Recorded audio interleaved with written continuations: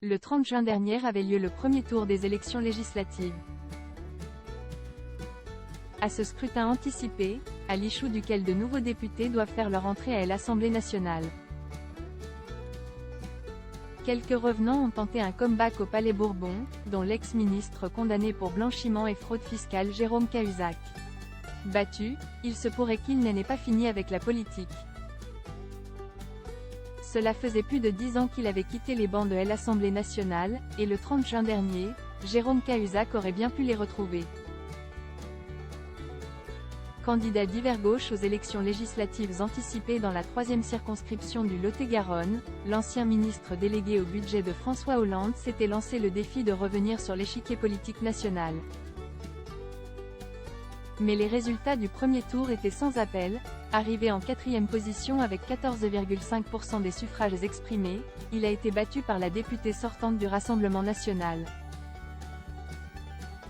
Annick Cousin, et Guillaume Lepers, candidats Les Républicains, qui s'affronteront au second tour ce dimanche 7 juillet.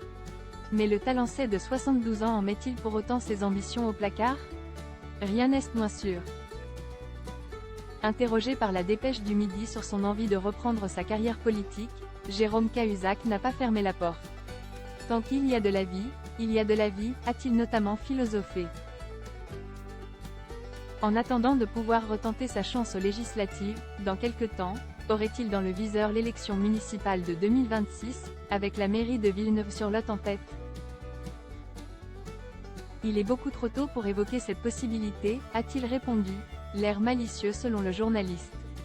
Pour rappel, il a occupé ce poste de 2001 à 2012 sous l'étiquette socialiste.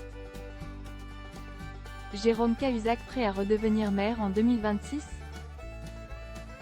Condamné en 2018 à 2 ans de prison ferme, finalement purgé avec le port d'un bracelet électronique, pour fraude fiscale et blanchiment de fraude fiscale, et 2 ans avec sursis, 5 ans d'inéligibilité et 300 000 € d'amende. Jérôme Cahuzac revendique désormais avoir purgé sa peine, et vouloir « reconstruire ». Chirurgien de formation, il a été autorisé à reprendre sa pratique de la médecine en 2019 et à travailler dans un centre hospitalier de Bonifacio avant d'envisager son comeback en politique à l'annonce de la dissolution de l'Assemblée, début juin dernier. L'ancien ministre du gouvernement de Jean-Marc Ayrault n'était pas le seul revenant à se présenter à ce premier tour des législatives, le 30 juin dernier.